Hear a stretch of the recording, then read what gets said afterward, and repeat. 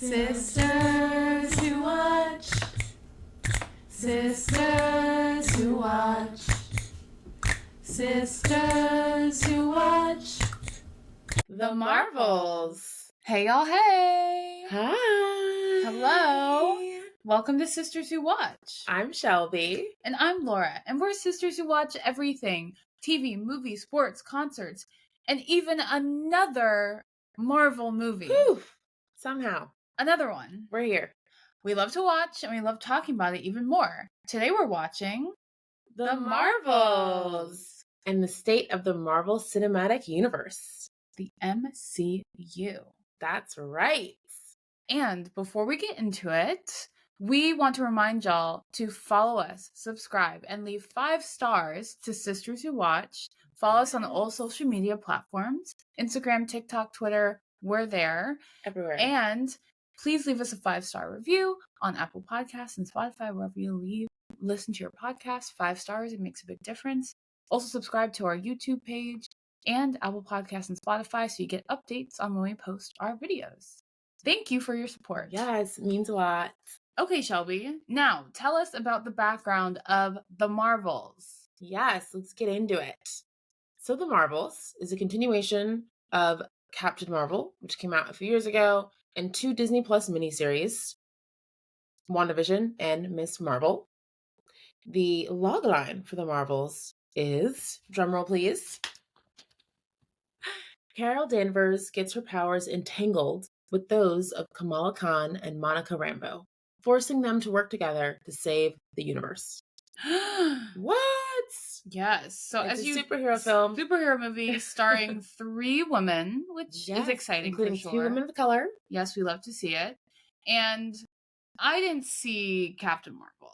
No, did you watch that? I think so. But I didn't remember it because the whole movie I was like, wait, what's Captain going Marvel's on? powers? Yeah. Who, what's her backstory? So I think I saw it, but I clearly didn't remember it. Right. And Miss Marvel, which is where we know Kamala Khan from, also did not watch that. No. I don't know anyone who watched Miss Marvel. Disney Plus shows not like they used to be. No. But we both did watch WandaVision. Yes. Beginning of the pandemic. Yes. Great show. Really good. And that's where Monica Rambeau's from. Yes, that's where Monica Rambeau originated. So we loved WandaVision. I thought that show was great. But the other 2 that you needed to watch for the movie, we didn't watch. No. Okay, so this is the 33rd movie of the MCU. Crazy. Ever What? since Iron Man. 33 films. That's a lot. That's so wild to think about. And we have not seen all 33. So No. there can be some gaps when you're trying to watch the movie and understand what's going on. And that doesn't even include the TV shows. Right. There's just so much Disney Marvel content right now. It's Yeah. hard to keep up. I will say, though, a highlight of The Marvels, which is one of the reasons why I want to see it, is that it's directed and co-written by Nia DaCosta, who's known for the remake of Candyman in 2021. So she was the first Black woman to direct a Marvel movie. Yay! Woo! And the youngest filmmaker to helm an MCU release. She just turned 34. Snaps. Icon. So, you know me, I'm always rooting for everybody Black. So I wanted to support. That's it. Yes, and that was definitely a huge reason why we both saw it together. And I had no idea that The Marvels was directed by a Black woman. Big deal. Why aren't we promoting that? Yeah, surprising it's not really being talked about in that way. Right? They're just talking about Seems how like a it's a missed bomb. opportunity. Right? Definitely a Yeah. missed opportunity. Don't love the narrative. No. Okay, so coming in to The Marvels, what was your expectation? To be honest, there's been a lot of superhero and Marvel fatigue. Oh, yeah. 33 movies. 33 movies. This year, all the Marvel movies and TV shows and even Disney movies have been underperforming. Mm-hmm.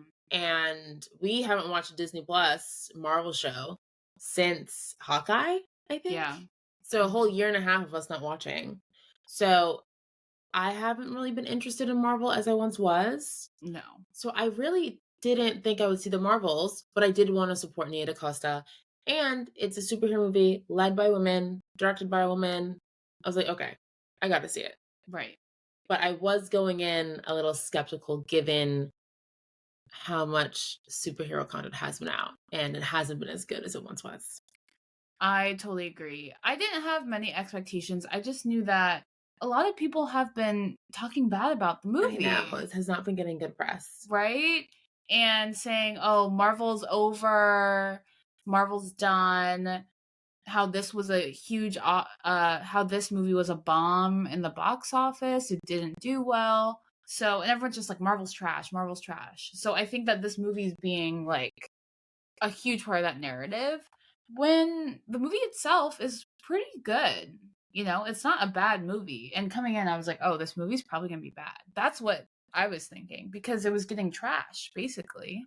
Yeah, I think it is a casualty of the superhero Marvel fatigue and the 100. bad year Disney's having. And it just is really unfortunate that these Black woman led films are suffering.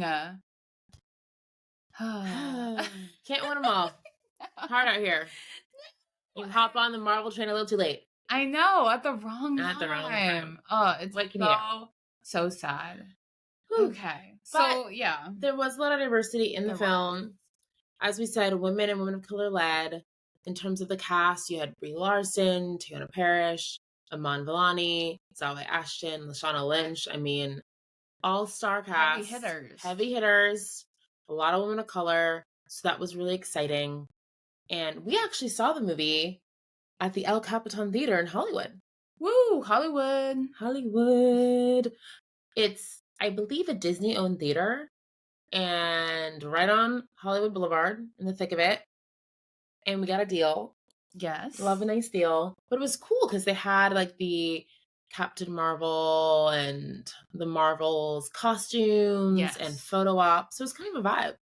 Yeah, it was cool. We got to see all of the costumes from the movie. It was just a really fun experience. It's right across the street from the TCL Chinese Theater, which is also very famous. So that was a really cool experience. Yes. So we saw it in a cool way and still went to support, even though, as you were saying, the movie has been not getting the best press, really negative narratives. It was the lowest opening weekend ever for box office for an MCU release. 47 million domestic box office and then 110 million worldwide box office, which is still like good. You know, it's a lot of money when you think about it, but compared to the rest of like MCU releases, not great. Right. But it was the best opening weekend ever for film by a Black female director. Amazing. Still a win. Still a win. So we need to talk about the positives too. Instead of being like, Marvel's trash, worst opening for Marvel ever. Like, we got to celebrate the win. Yeah. Let's change the narrative a tad. Yes, let's change the narrative. Let's not have this movie be a scapegoat. No. For being like, this is why we can't have diverse casts or diverse directors. No. Can't let that happen. We can't let that happen.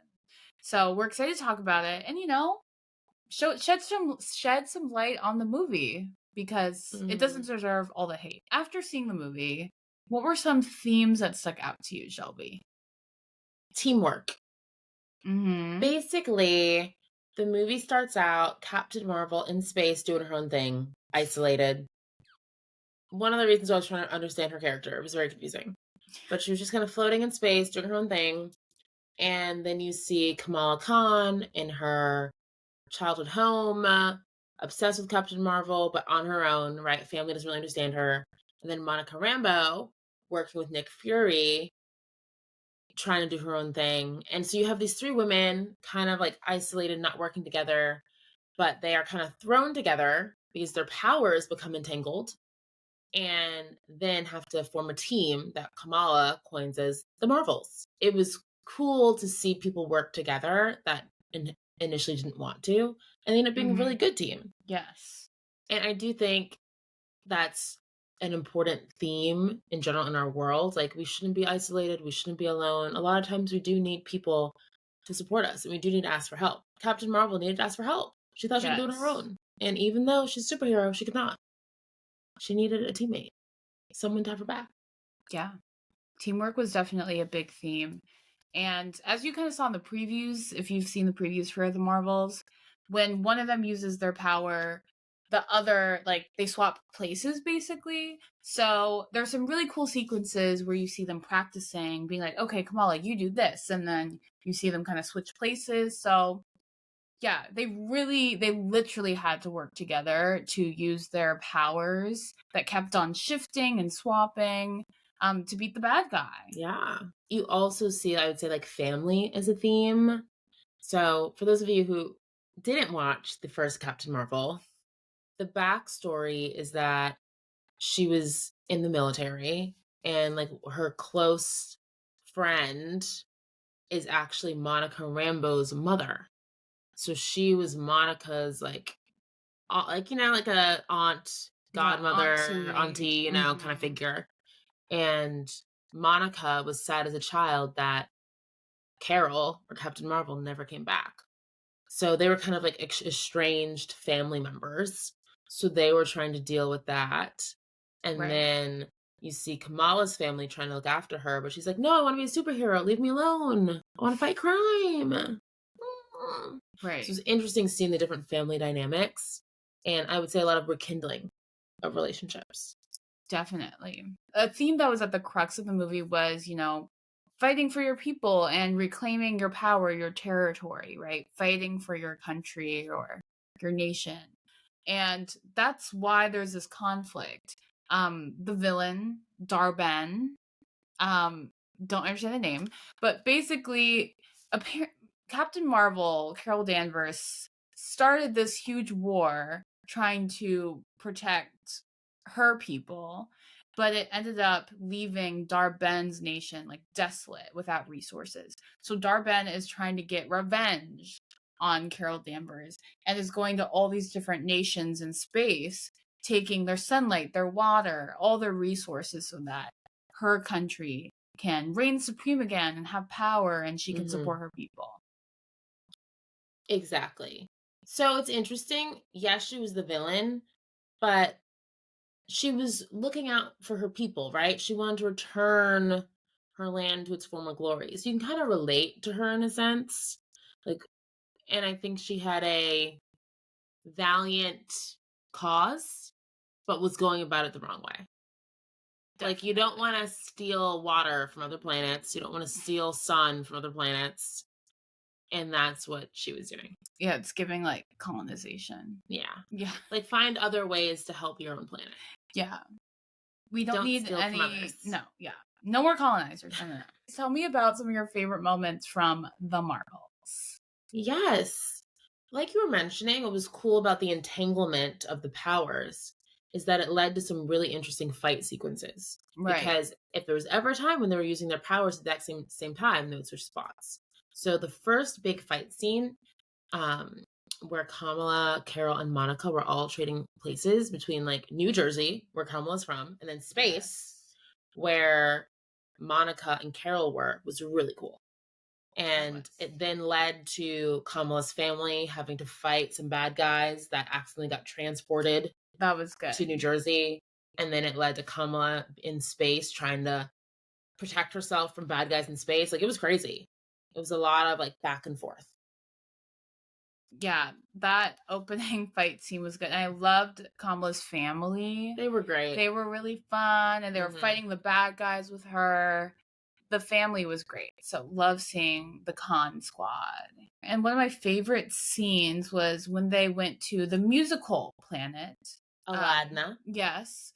And they sang. That's how they speak to each other. That's their language. And there's like a little musical number in the middle of the movie, which was really interesting. It's giving Barbie. Yes. Random musical number. I'm just Ken. It literally felt like I'm just Ken. You're like, what is going on? Whoa, what movie is this? Exactly. And Prince Yan, he's the prince of this country, the leader. And apparently Captain Marvel is the princess and they're married. And then there's like this really Shocker. interesting like dance scene and singing between the prince and Captain Marvel. I enjoyed that. And they're just beautiful colors and dancing and music. And the That prince was hot. Yeah, the prince was really cute. So that was a plus. That was just a really fun scene. Yes, fun, beautiful scene. The colors in particular of the land was just so pretty. I could have had the whole movie on Aladdin. Honestly. Didn't need to go anywhere else. Another good scene for me was like the final battle between Team Marbles. Yeah, that was good. And Dar-Ben, who was a baddie, you know, bad villain. They were able to defeat her. I did also like the end scene too, because there was some like a lot of teamwork. Yes, they had to work together. Ships flying, and they were jumping off ships, and then Captain Marvel would fly, and then Kamala would swap with her, and then she'd be in the sky and falling out of the sky. It was really wild. It was cool seeing all their different powers and seeing them interact. And like you said, Dar-Ben, what a baddie. She's gorgeous. We love her. Dating Tom Hiddleston in real life. Yes, and they have a baby. Our very own Marvel couple, Loki and Dar-Ben. Ship them. Loki and Dar-Ben. What would their name be? Doki? Doki. Doki's so cute. Doki. Two villains, match made in heaven. So we have a real life Marvel couple. So cute. Dar-Ben, we love to see it. And yeah, I honestly really loved her. She played that character. She played great. Evil. She played evil well. She was good. And with every Marvel film, of course, there are end credit scenes. Always. Which I always like.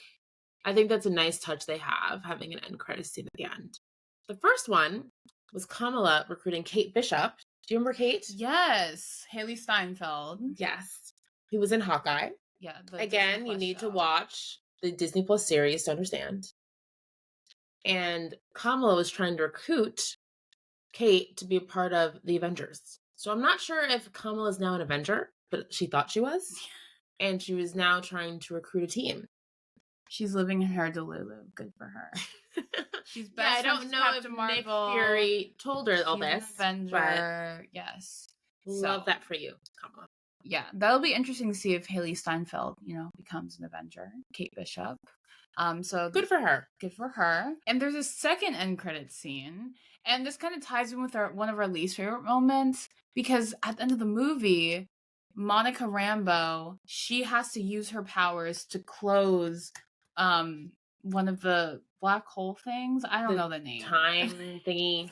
Where sci-fi is not our thing, okay? No. We watch it, we try our best to understand. She was trying to close the time hole. I don't know the exact name. The chasm in time.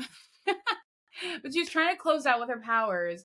But by doing so, she gets trapped in this parallel universe. Yes. This whole in time. So she's no longer in present day with Captain Marvel, Miss Marvel, which is very sad. And they all think she's dead or gone, disappeared. So they're really sad. But in the end credit scene, we find out that Monica's actually alive in the parallel universe.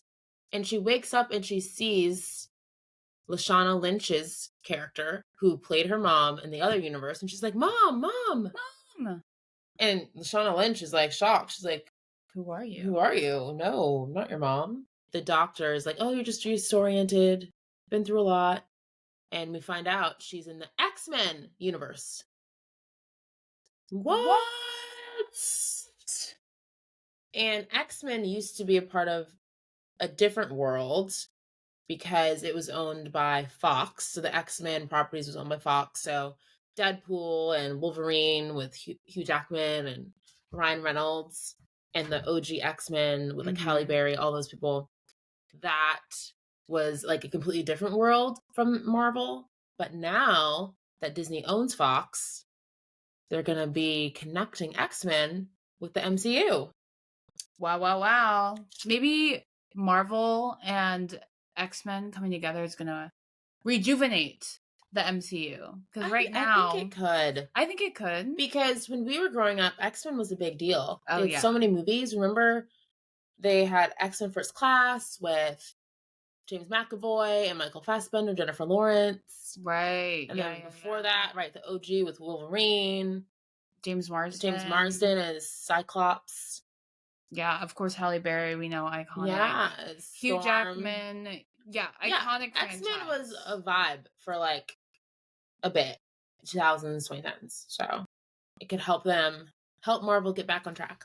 Totally. Fingers crossed. So let's see. So that'll be cool to see what happens with Monica and her mom, who's not her mom. So I'm intrigued. That end credit scene, good end credit scene intrigued me. Yes. But yeah, what other least favorite weird moments stuck out to you in the movie? So Captain Marvel had a pet cat that turned into a squid. Like a little monster? Or was a cat with squid tentacles? I don't know.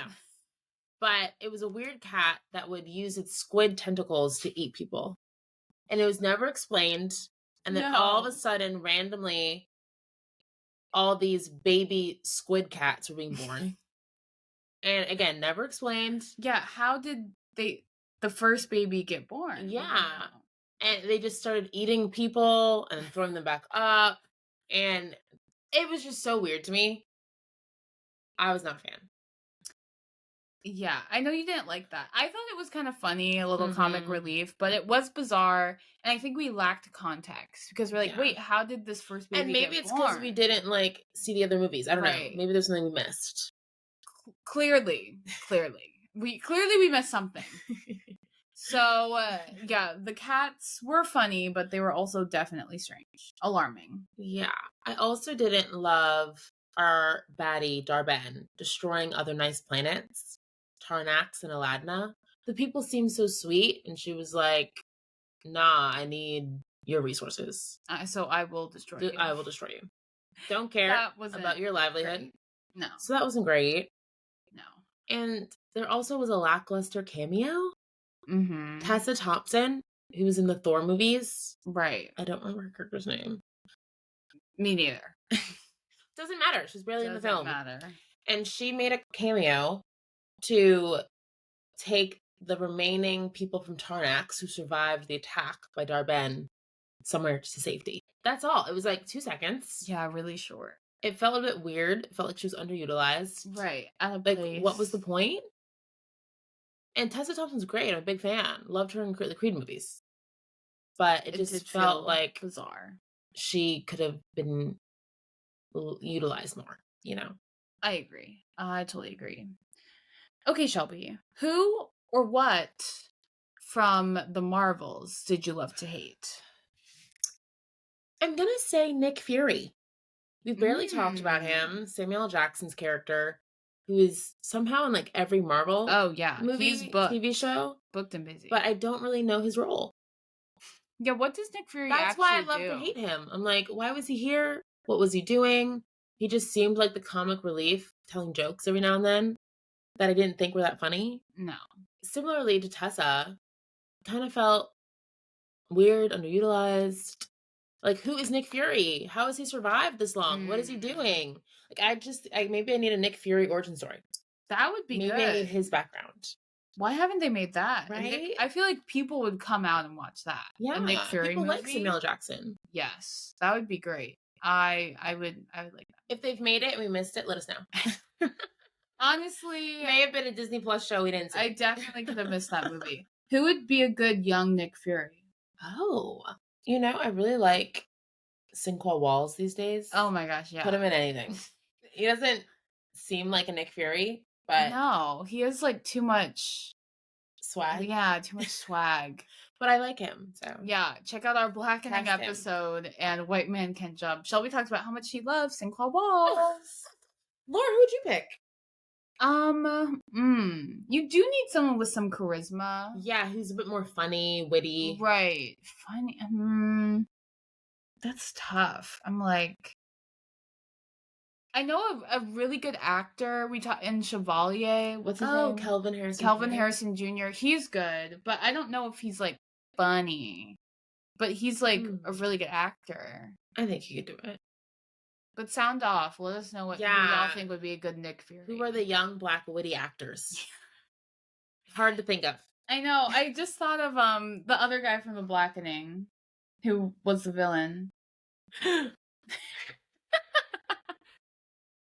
Jermaine Fowler, that's his name. But he's like doesn't have that Nick Fury it's like vibe. He's funny, but he was crazy in The Blackening. You know, he is a comedian, right? But he doesn't have that like commanding presence. No, like we need like a strong figure. Yeah, right. Like a leading, like a leader. And I don't think that's him. He's funny, but I'm like, help us out, y'all. Yeah, okay. Who do you want to play young Nick Fury in the origin story movie? That needs to happen. Yeah, let us know. Sound off. Something else that I loved to hate in the Marvels, the comedy didn't really land. And maybe we also saw it in like an empty theater, basically. Oh my gosh, there's like no one there. Like there were only a few other people. Night. Yeah, it was a random weeknight. Mm-hmm. So it was also like an empty theater. Yeah. But it wasn't that funny. And it felt like Marvel tends to have a lot of jokes in them. And it felt like, especially Kamala Khan, she was this young teenager. It wasn't that funny. It was fun and it was light and it was enjoyable, but it wasn't, some of the jokes didn't land. No. Like I think about Thor Ragnarok. Did you ever see that one? Yeah. So funny. I feel like I was laughing the whole time.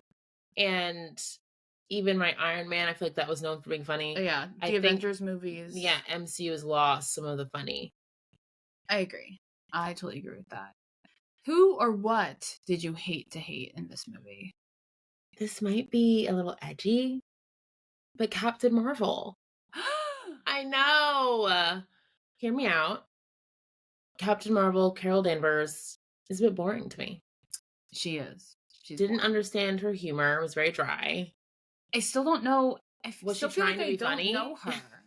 Like, we don't know anything about her. She's didn't such remember her backstory. A bland lead. I feel like she was supposed to save the day in Avengers Endgame, but didn't really care. Like, I don't know. Like, maybe it's her personality too. Like, she's very dry and serious. But because of that, I feel like there's lacking in connection. I agree. I'm not the big Captain Marvel fan. The one time I was like, oh, like there's something about her that's interesting is when she was dancing with the prince and you find out she's the princess. Yeah. And I was like, I want to know more about this Captain Marvel. And why doesn't she have a personality? It seems like she's just so serious. So stoic. Yes. There's like nothing there. Right. Stoic is a perfect word. I need more. To have a lead of a superhero movie act in that way. Right. It's tough. I don't know. It's hard to root for Captain Marvel. It really is. Yeah. Yikes. I don't love her. And something else that was confusing was the multiverse. I don't like the multiverse. I hate to hate the multiverse. It just doesn't make sense. And I know so many TV shows. Yeah. With the multiverse. We gotta stop. And we just started watching the new season of Loki, season 2, and the multiverse is front and center. Too much for my brain. In that series. So we'll review that too, and you will listen to our confusion again. It's just, I don't understand the multiverse. We keep on, it's the MCU's favorite storyline. We're not math girlies, we're not science girlies, so I don't like the multiverse. No. And the quantum entanglement piece here. Even saying that, I'm like, should we Google that? I better understand what that is. Like, it doesn't really make sense. No. So I think Marvel's getting a little too sciencey for its own good. Right. Who's actually doing all the physics and math at home? Be like, yeah, this checks out. Quantum, like, come on. No. We don't need that. We just need an enjoyable film. I agree. That's not too confusing. And every time we say entanglement and they send the movie, I think of Jada. Yes, Jada and Will and August Alsina. Ooh, I kid you not, same. The whole time I heard entanglement, I was like, entanglements, yeah. I will never think of that word the same. I know, so they ruined it for us. That was also interesting. Who or what did you love to love in this movie? Brighter Things. I thought Kamala Khan was great. Yeah. I didn't watch Miss Marvel, but I thought she had great energy. She was super bubbly and fun. She was like the consistent energy of the movie. Yes. You know? Yeah. Like the heart of the film. Totally. Definitely the heart of the film. She had this youthful innocence to her, Yes. right? That was refreshing because, as we talked about, Captain Marvel is like so stoic and so intense, and she like doesn't give us that much. No. So it was so nice to see someone who was so full of joy and personality, and she was a really good foil to the other two main characters because Monica, She was pretty serious, too. right? She was pretty serious, but she had some like feistiness to her, like she had more personality, right? Yes. But they were, both of them are kind of serious, but Kamala was really Opposite. refreshing. So refreshing, complete opposite. light-hearted, happy. Yeah. And shout out to her family too. Her family Yeah, her was family a was highlight fun. of the movie. Whenever they were around, they brought some comedy. They were funny. They were funny. Mm-hmm. And of course, Monica Rambeau, love to love her. She sacrificed her life at the end. I know. Which I hated to see. I knew something was going to happen. Something. I knew after they defeated Dar-Ben, they all couldn't just live happily ever after. No. That's not how these movies work. No.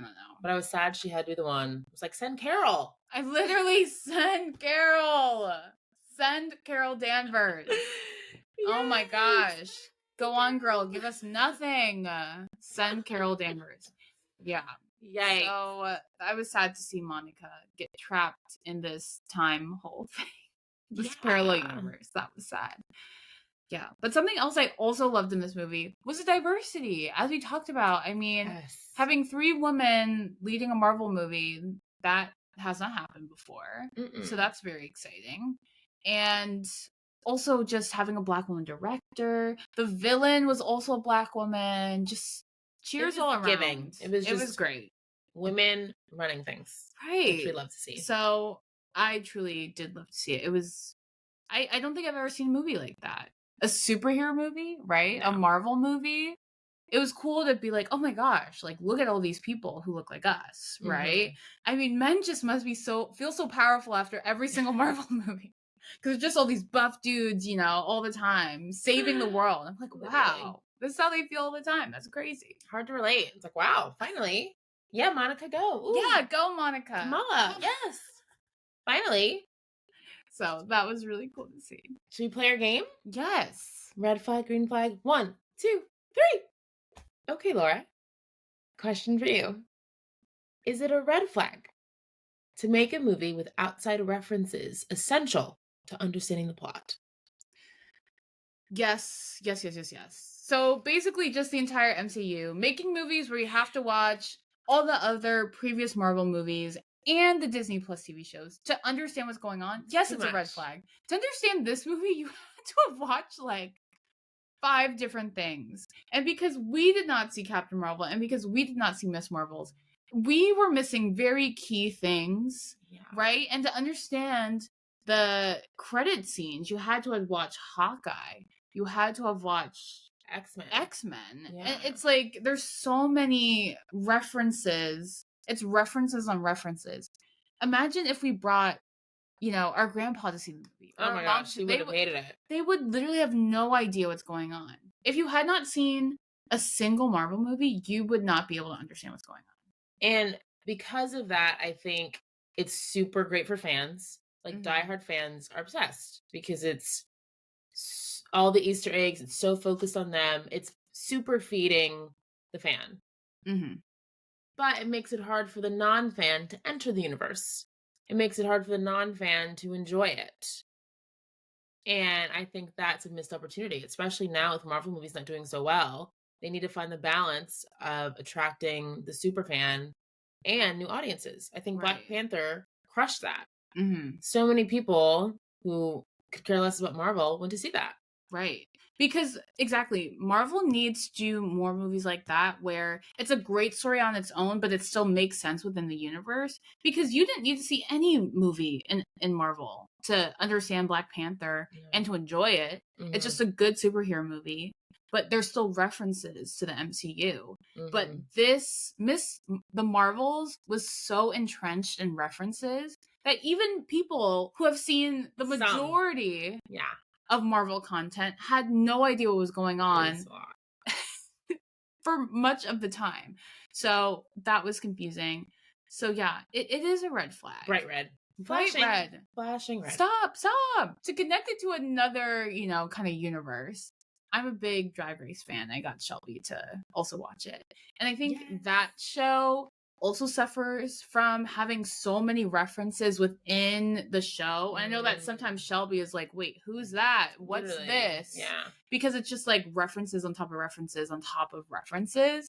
And it's like hard to keep up. And with Marvel, it's impossible. Who is watching every single Disney Plus show? Every single movie? Super fans. But there aren't that many. There aren't that many. Marvel super fans are dying off. Yeah. They gotta stop doing this. So red flag. 100% agree.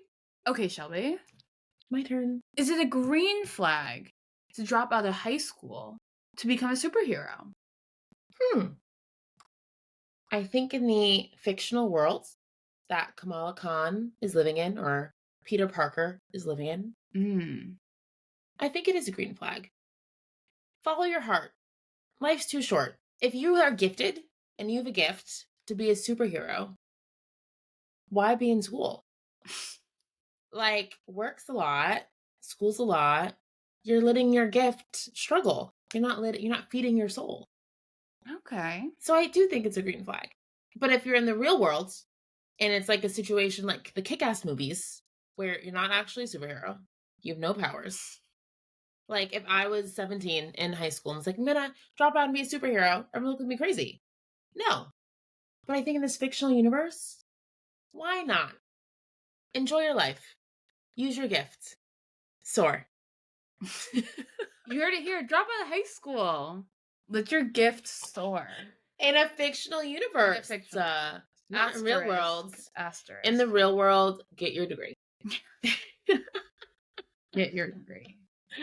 Okay, Shelby, what were your overall parting thoughts on the Marvels? Is it a wait or a watch? I think it's a watch. It's a lighthearted superhero movie. Go watch. Support a diverse film. I think it's getting too much unnecessary hate. Yeah. Mostly because of Disney issues, Marvel issues, not because of the actual content of the movie. I would go see it. I mean, we do know it'll be on Disney Plus soon, so you can always wait. No, but go to the box office. But yeah, go to box office. Buy a ticket. Support. I agree. I know we spent a lot of time critiquing it. But that's why you're here. Yes, that's why you're here. But I do think it is a fun movie. I thought for a Marvel movie, it's a good Marvel movie, right? Like yeah, I've seen worse Marvel movies.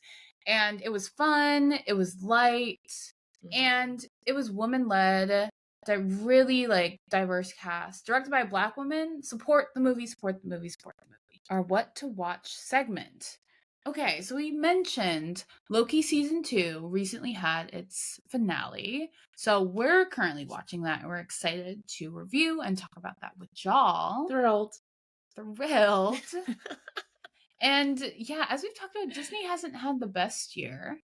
And Wish, the new animated movie, recently came out, and we'll also probably watch and review that.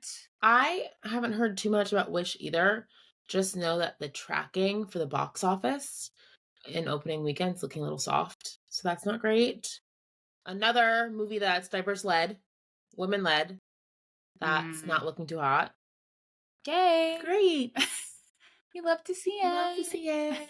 And as we talked about, this episode is about the Marvels, but also the state of the MCU in general, because we grew up watching all of the Marvel movies. We watched Iron Man in 2008 in theaters, right? We watched all those movies in theaters. So there's too many Marvel things, and it's unrealistic for the producers and directors to think that we are watching everything, because we're not. No. So I think that they need to lean on the side of caution, where there are the Easter eggs and nuggets for the super fans, but also we can enjoy and follow the plot without having to watch every single show on Disney Plus, because that's absurd. And I think that's starting to happen. The strikes that happened this year, the cost cutting that happened this year, it's leading companies like Disney to really reflect on the state of their business and make changes. So they've already been pushing shows and movies. They've been scrapping things. There's supposed to be a new Daredevil show they decided to scrap and start over. Like, they're making tough decisions and looking at their content slate. Like, okay, what do we actually need to make? What looks good? What doesn't? Right. What should we be prioritizing? So I think a reckoning is coming for Marvel and Disney in general. Hopefully, more opportunities and better content are coming soon. So there is some more Disney Plus content and some movies coming out for the MCU. Echo season 1 is premiering next year, which is starring a lead from Hawkeye, who was one of the agents on Hawkeye. So that'll be cool to see. Deadpool 3 is also set to come out next year, so I feel like that will be huge. Everyone loves Ryan Reynolds. Everyone loves him. And apparently Hugh Jackman is going to be Wolverine in it, so cray. We know it's going to be a biggie. That's going to crash. There also is a TV series in development called Ironheart that will follow a character from Black Panther Wakanda Forever. Mm-hmm. And we actually went to school with the star, Dominique Thorne. What? Go Big Red. Go Big Red. So we definitely will be excited to see her continue to play Riri Williams and see her just be like a baddie on screen. Yes, so we're excited to see that. Yes. So yes, let us know what Marvel content y'all are excited to see and what your thoughts are on the state of the MCU. Is it bright? Is it dark? What are your thoughts? Let us know. We want to hear from y'all. Well, thank you so much for listening to this episode of Sisters Who Watch. If you enjoyed this episode, please give us 5 stars on Apple Podcasts, Spotify, wherever you listen to your podcasts. Go subscribe to our YouTube channel. Follow us on all social media platforms, Instagram, TikTok, LinkedIn, Twitter at Sisters Who Watch. Yes, and we want to hear from y'all. You can DM us on social media with your thoughts, comment on posts, email us, sisterswhowatch@gmail.com. We're here. We want to hear from y'all. Let us know what's up. Yes. Thank you. Thank y'all. Bye. Stay watching. Stay watching.